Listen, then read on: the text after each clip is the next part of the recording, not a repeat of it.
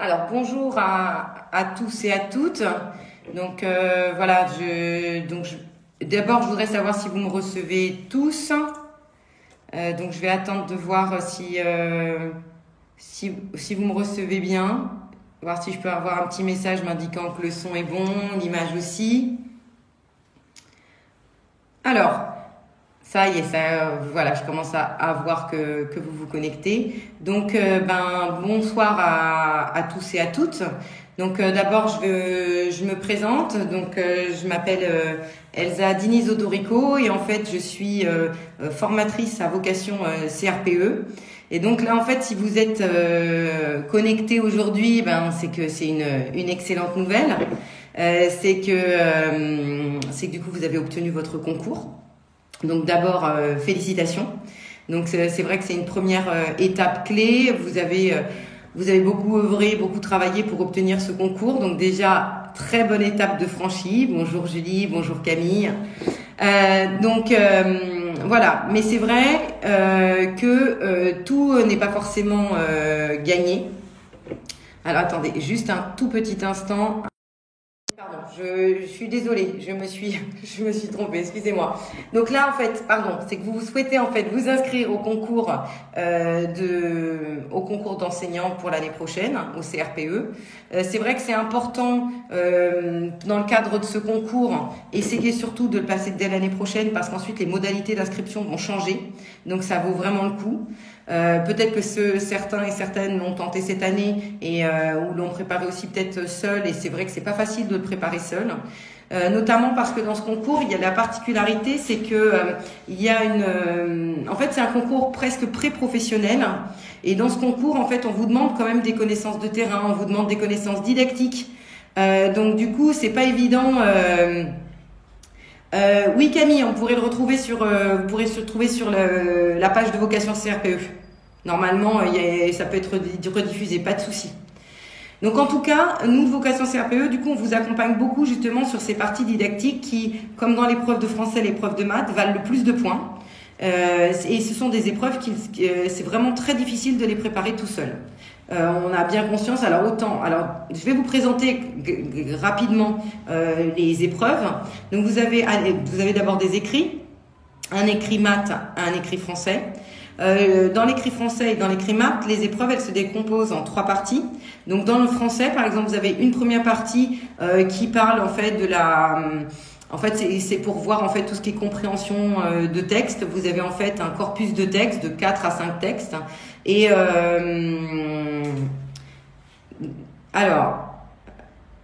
voilà. Et donc du coup dans ce corpus de texte, vous avez du coup de la compréhension. Donc on vous demande juste de connaître un petit peu les textes, de voir si vous êtes capable de les comprendre et de les mettre un peu en relief. Donc peut-être que par exemple justement pendant cet été vous pouvez revoir un tout petit peu les figures de style, voire essayer de juste vous remettre un tout petit peu à la page là-dessus, même si c'est pas forcément primordial. Par contre, ensuite vous avez la partie 2 en français, donc c'est tout ce qui est autour de la grammaire. Et là, en gros, ça va jusqu'au programme de 3e. Donc, il faut être capable de maîtriser le discours direct, discours indirect. Il faut être capable de maîtriser en fait connaître les différents temps et les modes et leurs valeurs. Donc ça, il y a des petites choses que vous pouvez commencer à revoir un petit peu cet été pour vous familiariser, ce qui vous permettra, dans le cadre de la formation, d'être plus à l'aise et du coup de faire un petit rappel. Autre chose qui demande un petit peu de temps pour la préparation, en grammaire, dans la compréhension, c'est tout ce qui est analyse grammaticale avec l'analyse des propositions. Et là, je vous invite aussi à réviser un peu, les propositions subordonnées complétives, propositions subordonnées relatives. Voilà, essayez de revoir un petit peu cette terminologie qui est au programme de 3e. Et puis, du coup, il y a la 3e partie qui, je vous l'avais indiqué, vaut le plus de points. Cette 3e partie, c'est vraiment de la didactique. Alors, qu'est-ce que c'est que la didactique ? C'est tout simplement, vous devez faire passer un contenu en fait aux élèves.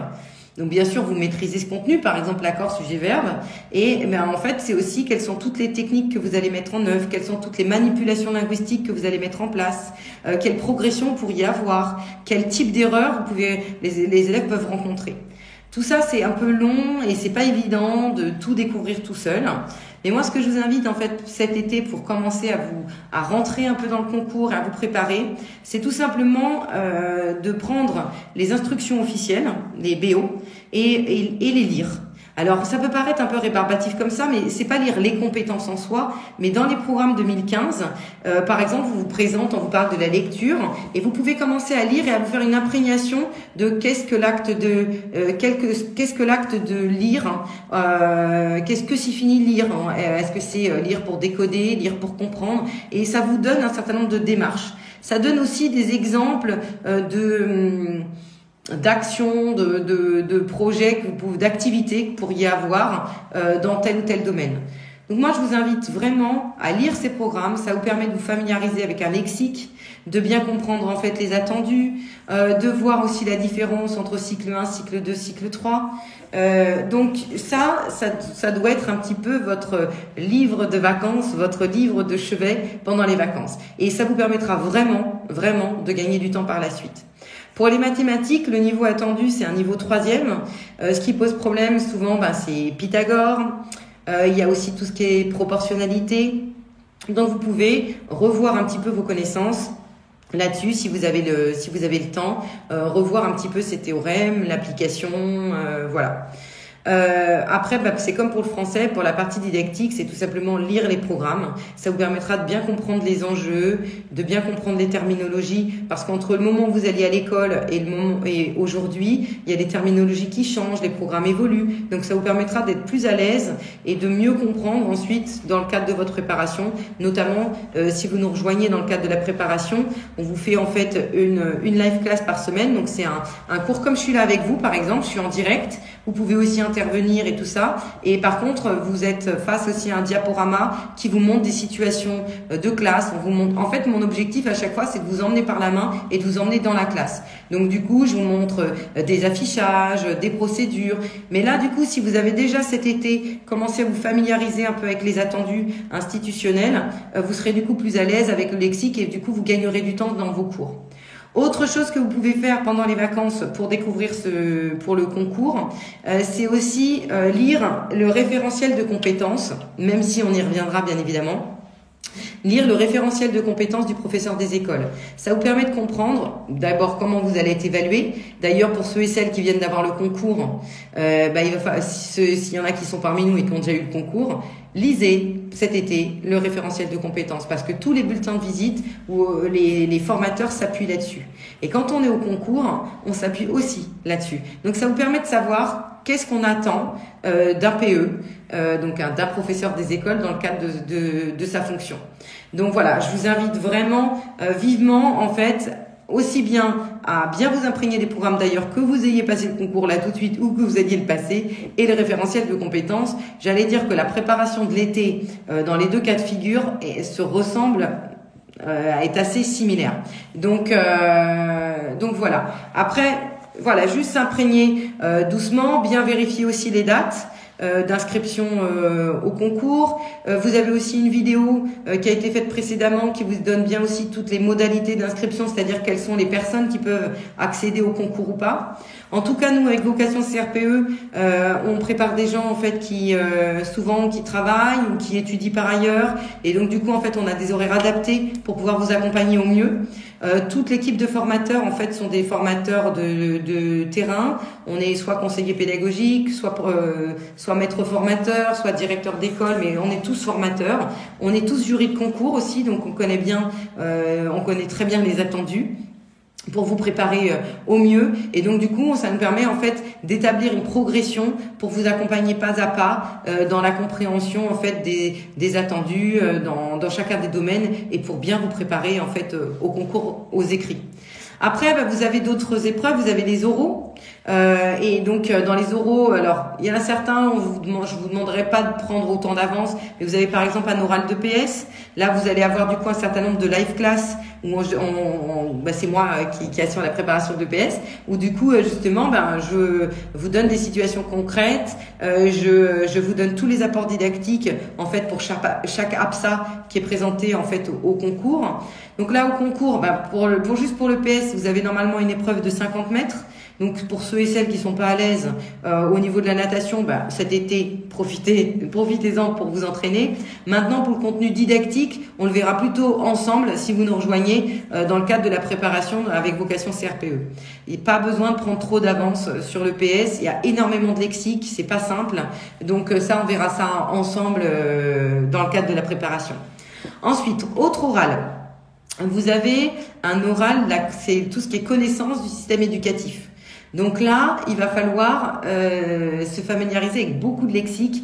Et donc la seule chose que vous pouvez faire éventuellement, si vous avez du temps, si ça vous rassure, c'est connaître un petit peu le fonctionnement de l'école, connaître des termes précis, savoir les différentes instances de réunion, conseil des maîtres, conseil de cycle, voilà. Essayez de vous familiariser un tout petit peu avec ce fonctionnement-là. Après, si vous connaissez, si vous avez le temps, vous avez parfois en fait des magazines qui retracent un peu l'histoire de l'école, l'histoire du système éducatif.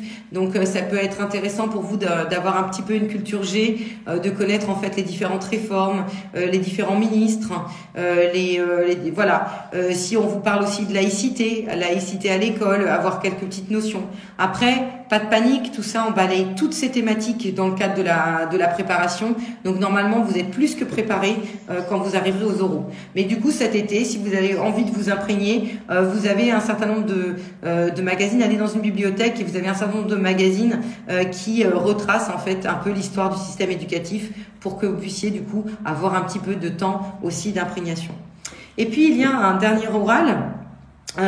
Pour le concours. Dans cet oral, il faut être capable d'élaborer une séquence d'enseignement. Donc, alors une séquence, c'est en fait, vous avez donc en fait plusieurs séances. Une séance, c'est en gros sur 35 à 45 minutes. C'est avec différentes étapes et comment vous allez décliner le savoir auprès des élèves, comment vous allez les rendre acteurs, d'accord? Et pour retravailler une notion, je dis pas, je vous explique comment est l'accord sujet-verbe et hop, en une fois c'est magique, on donne, ils appliquent et c'est fini. Dans ce cas-là, ça n'aurait pas d'intérêt de vous former et ça n'aurait pas tellement d'intérêt aussi d'être enseignant. La beauté de l'enseignement, c'est justement aller rechercher la petite idée, comment je vais m'établir une progression, comment je vais aborder cette notion-là. Et pour ça, en fait, on va découper la notion et ça s'appelle une séquence qui va être découpée en plusieurs séances. Ce que je vous invite à faire, par contre, c'est de cette séquence d'enseignement, ce qui serait souhaitable, c'est que par contre, pour la rentrée, vous sachiez sur quel domaine vous souhaitez réaliser cette séquence d'enseignement. Donc, regardez, elle peut être en histoire, elle peut être en géographie, elle peut être en EMC, donc en éducation morale et civique, elle peut être en sciences, elle peut être en musique, elle peut être en art plastique. Donc, à vous de choisir un domaine dans lequel vous vous sentez bien et commencer à aller chercher quelles notions vous aimeriez aborder avec eux. D'abord, le domaine d'apprentissage et le domaine d'enseignement. Sur ce domaine d'enseignement, alors là, vous lisez les programmes de manière bien plus détaillée. Vous pouvez le lire et relire. Et puis ensuite, vous allez essayer de chercher qu'est-ce que vous aimeriez enseigner. Et après, bien évidemment, dans le cadre de vocation CRPE, en fait, vous avez un tuteur qui vous est attribué, qui vous accompagne tout au long de l'année pour vous aider à préparer cette séquence. Mais, bien évidemment, c'est pas le tuteur qui va choisir le sujet. Donc, pendant cet été, vous pouvez commencer à choisir le domaine d'enseignement et commencer à lire un peu des choses dessus, à feuilleter des manuels autour de ça, pour juste commencer à vous imprégner un petit peu des notions que vous pouvez voir.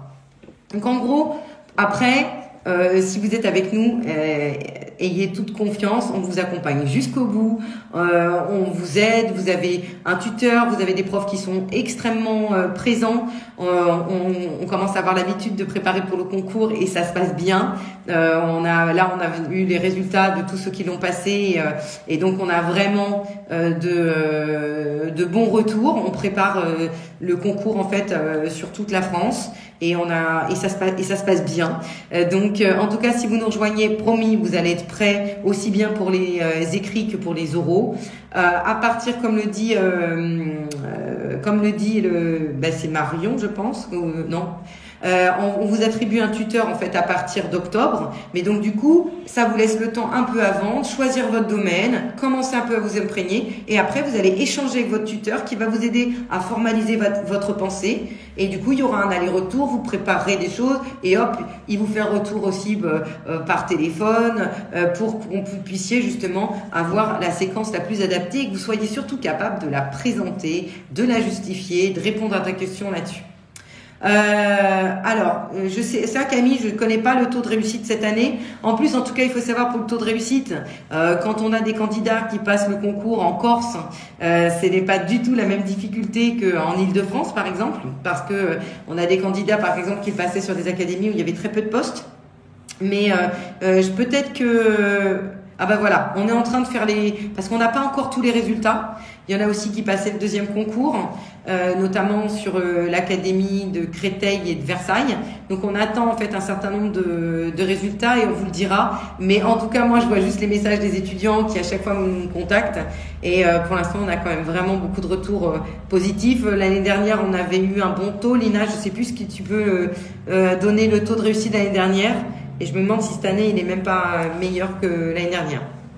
Mais en tout cas, Camille, vous pouvez vraiment nous faire confiance. Après, de toute manière, la réussite, il y a forcément notre part à nous. Et promis, on est motivé, on vous accompagne, on sait exactement comment préparer et on sait qu'on vous amène de manière sûre. Après, voilà, 74% de réussite l'an dernier. Et après, bien évidemment, Camille, il y a une partie qui vous appartient quand même, hein. Donc, alors l'avantage aussi, c'est que du coup, vous pouvez voir les vidéos comme ça en direct, comme on le fait là ensemble. Mais pareil, si vous avez aussi des empêchements, vous pouvez voir aussi les vidéos en replay, ce qui vous permet de réécouter le cours même plusieurs fois, si vous le souhaitez, pour le reprendre. Donc du coup, ça vous permet quand même une flexibilité d'organisation. Et en même temps, le fait d'être accompagné par Vocation CRPE, je trouve que ça vous donne une rigueur. Vous savez que chaque semaine, vous consacrez 2 heures de temps pour 1 heure de maths, 1 heure de français. Voilà. Et vous avez aussi des vidéos de remise à niveau en mathématiques pour vous aider.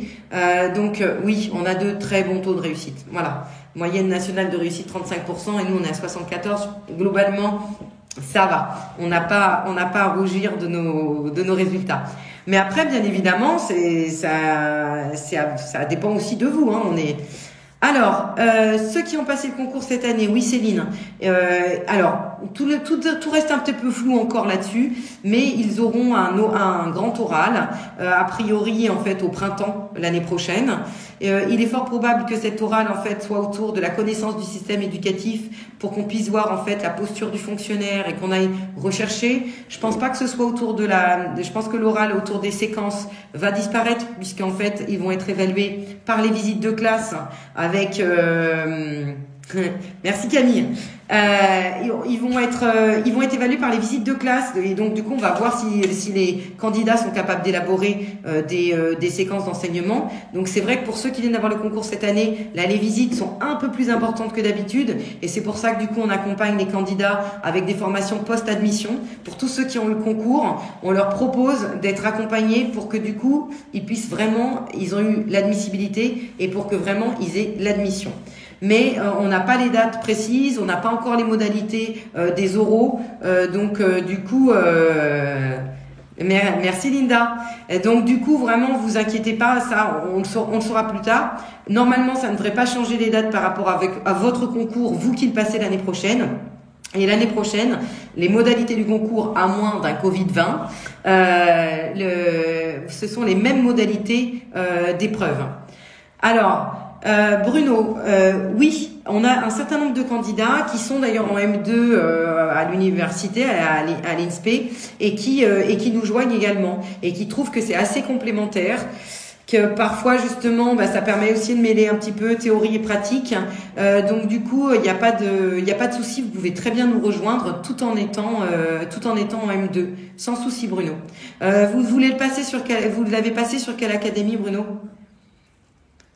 Notre formation, elle est compatible avec le fait d'être étudiant, avec le fait de travailler. En fait, puisque en fait vous avez 1 heure de cours, par exemple le mardi soir, 1 heure de cours le jeudi soir, et généralement c'est à 20h quand les gens sont un peu plus disponibles. En plus, vous pouvez les voir en replay quand vous le souhaitez. Et puis ça vous permet d'avoir un tuteur vraiment pour pour la préparation de la séquence. Ça vous permet aussi d'avoir des oraux blancs. On vous prépare aux oraux par des live class, mais ensuite vous passez aussi des oraux oraux blancs avec un tuteur. C'est vrai que l'Académie de Bordeaux, Bruno, c'est difficile hein, le concours là-bas, et je pense que ça peut être souhaitable d'être accompagné, parce que là du coup on vous fait passer des concours blancs pour les écrits. Vous avez aussi la possibilité de participer à des stages pour compléter en plus et pour justement avoir des corrections un peu plus détaillées du concours blanc. On fait aussi des stages pour les oraux qui nous permettent, parce que voilà, on connaît très bien, on prépare même des fois nous, des sujets hein, pour le concours. Hein, donc ça permet vraiment de revenir et de s'entraîner. On fait un Skype, un oral en Skype avec un formateur. Donc aussi c'est de chez vous Bruno, donc pour le Skype c'est plutôt pratique et vraiment pour bien vous entraîner et que vous soyez paré à toute situation. Donc je pense que ça vaut le coup et que ça peut justement compléter. Je ne dis pas du tout que la formation de l'INSPE n'est pas complète, mais en tout cas pour vous à titre individuel, ça vous permet d'avoir un accompagnement un peu plus conséquent. Et les aménagements, je vois par exemple pour les oraux, on prend des rendez-vous avec vous, donc on s'adapte aussi à votre rythme. Donc je pense que c'est tout à fait possible. Et en plus, ça vous aidera même aussi à bien réussir aussi votre M2. Et donc en fait, les deux se complètent parfaitement. Donc je pense que c'est tout à fait possible. Voilà. Donc en attendant, que ce soit pour Bruno, pour les autres, Camille, Linda, n'hésitez pas cet été à bien vous imprégner des programmes, à bien choisir votre domaine pour la fiche de séquence et essayez aussi de lire quand même un peu, c'est moins drôle, mais de lire le référentiel de compétences du professeur des écoles. Mais j'avoue que votre livre de chevet, ça va être les programmes 2015, voilà tous les supports institutionnels qui sont sortis. Essayez de vous appuyer dessus et du coup ça vous permet voilà d'avoir une imprégnation. Alors oui, c'est bien sûr, on sait que c'est pas évident, Bruno. Quand on a aussi des enfants, presque Lina me dira peut-être le contraire, mais presque tous ceux qu'on prépare ont une vie de famille. C'est vrai que du coup, il faut dire, voilà, là, de telle heure à telle heure, je me bloque mon temps. On le met à 20h. C'est vrai que du coup, ça oblige à caler avec les enfants pour être disponible de 20h à 21h. Mais et puis au pire, des fois quand on a un souci, on peut le voir en replay, mais essayez au maximum de le voir en direct parce que ça vous permet d'avoir une rigueur, de pas vous sentir tout seul, pouvoir de poser des questions en direct. Oui, bien sûr. Dans Eduscol, vous avez toutes les sources. D'accord? Donc, notamment, vous pouvez retrouver les programmes, vous pouvez les télécharger pour les avoir sur votre ordinateur plutôt que les imprimer. Donc, évidemment, Eduscol est une mine d'or. Mais il y a tellement de choses sur Eduscol, c'est pour ça que je cible un petit peu. Je cible un peu parce que vous ne pourrez pas lire tous les documents d'accompagnement qui sont sur Eduscol. D'accord? Donc, oui, on a fait exprès de choisir cet horaire-là pour que justement vous puissiez aussi vous adapter, soit pour ceux qui travaillent, qui aient le temps de rentrer, pour ceux qui ont une famille, pour pouvoir s'adapter. Donc voilà, on a. Alors pour tout ce qui est le prix, moi j'avoue que je m'occupe pas du tout de ça. Donc dans ce cas-là, je vous invite à envoyer un mail à contacter en fait Vocation CRPE. En plus, c'est un peu compliqué parce qu'il y a des possibilités de financement et tout ça. Alors moi, j'y connais rien. Donc ça, ce sera Marion, votre référente par rapport à ça. Donc moi, je vous invite alors si Lina, est-ce que tu peux juste taper le mail de Vocation CRPE et les coordonnées et du coup, voilà. Du coup, ça va être affiché. Contactez Vocation CRPE directement qui vous indiquera du coup les tarifs, les modalités d'aide, les formations qui sont prises en charge ou pas. Donc ça, vous êtes accompagné là-dessus. Moi, j'avoue que je ne connais pas. Là, en fait, Camille, je vous demande pas de tout connaître les programmes par cœur. Essayez surtout, c'est de vous imprégner, par exemple, dans un domaine, quand on vous dit le mot lecture ou lecture-compréhension, de voir ce qu'il en ressort. C'est juste commencer à vous lire pour avoir une première imprégnation. Après, de toute manière, on va tout rebalayer ensemble. Donc, on vous demande, pour l'instant, on vous demande pas de connaître tous les 6 domaines et les compétences et les attendus de fin de cycle par cœur. Ce qui m'intéresse, c'est la philosophie des programmes. Donc, c'est en fait, quand vous avez les programmes, c'est la première partie, c'est les gros paragraphes où on vous explique l'acte d'écrire, l'acte de lire. Donc, c'est plutôt ça, en fait, que je voudrais que vous fassiez pendant les vacances. Et après le reste, on va le voir ensemble et vous aurez de toute manière une imprégnation justement sur les attendus de fin de cycle et les sous-domaines. Voilà. Donc,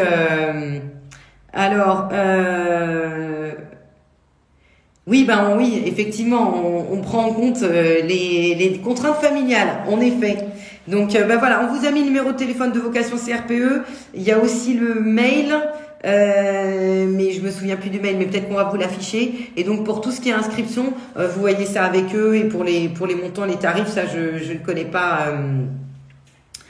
Oui, parce que suivant vos situations, vous pouvez avoir des formations qui sont financées par la NPE ou autre, ou par votre employeur. Donc du coup, précisez bien effectivement votre situation pour qu'on puisse du coup répondre à la situation de manière la plus précise. Voilà. Non, mais Camille, c'est normal et on vous demande pas de tout savoir par cœur pour l'instant. Moi, ce qui m'importe le plus, c'est d'abord que vous puissiez comprendre les enjeux. Après, le reste, ça viendra. C'est vraiment comprendre les enjeux. Donc voilà, pour ceux et celles qui souhaitent du coup nous rejoindre, voilà, c'est contact@vocation-crpe.fr.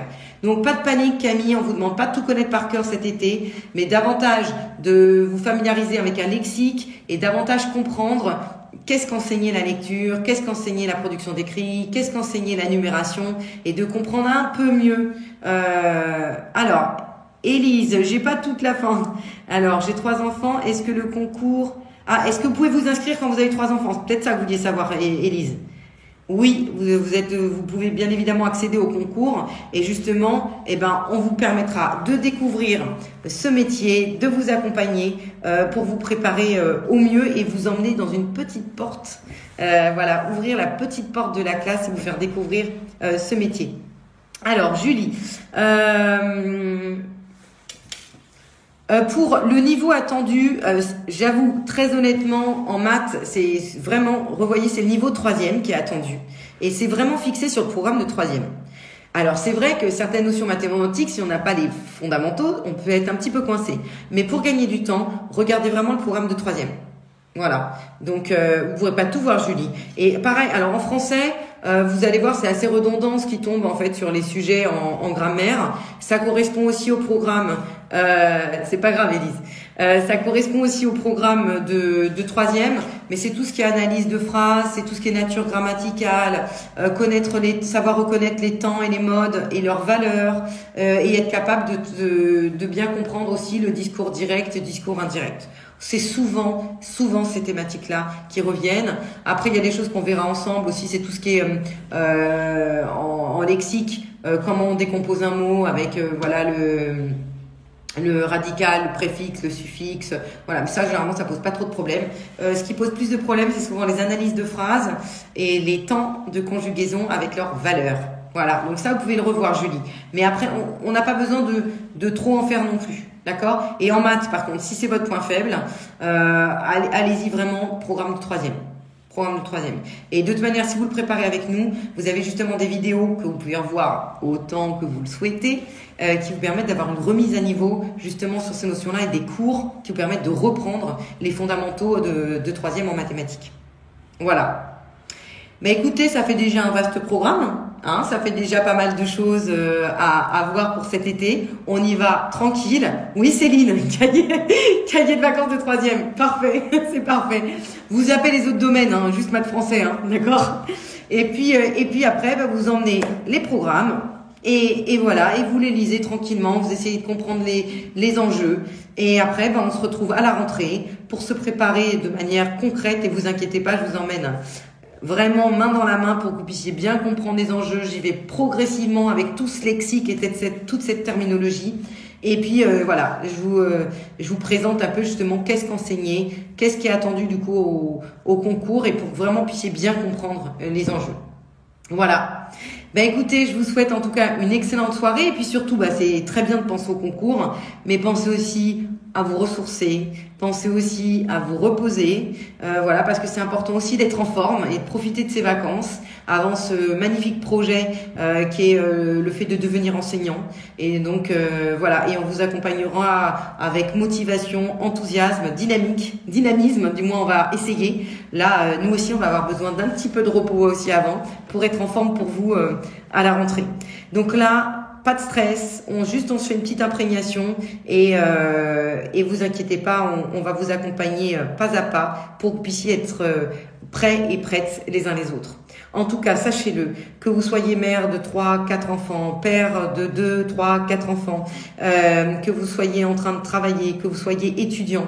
En fait, on s'adapte, on a une formation qui est adapté en fait à toutes ces situations. Et puis bon, vous avez vu le taux de réussite qu'affichait Lina. On sait faire, on sait vous préparer en tenant compte justement du fait que vous avez d'autres occupations ou une autre activité. Donc merci. Donc en tout cas, voilà, ne vous inquiétez pas et tout va bien se passer. En attendant, profitez de cet été bien mérité, gagnez des forces pour la rentrée. Donc avec grand plaisir de vous voir et de vous retrouver dès la rentrée de septembre. Et puis je vous souhaite une excellente soirée à tous et à toutes. Et puis je vous dis du coup à très bientôt. N'hésitez pas à contacter Vocation CRPE pour toute question, pour le financement, pour les montants, parce que ça, j'avoue, je m'occupe pas du tout de ça. Voilà, moi je m'occupe juste de la formation, de vous accompagner. Et voilà, chacun son job. Écoutez, je vous souhaite une bonne continuation et surtout d'excellentes vacances pour ceux et celles qui en auront. Voilà, profitez bien, on se détend, on se ressource un peu et après, vous inquiétez pas, je vous prends par la main pour vous préparer. Voilà. Bonne soirée à tous et à toutes et à très bientôt. Ouais, très bel été à vous tous. Oui, et nous aussi, ça va nous faire du bien d'être bientôt en vacances là. Allez, bonne soirée à tous. Au revoir.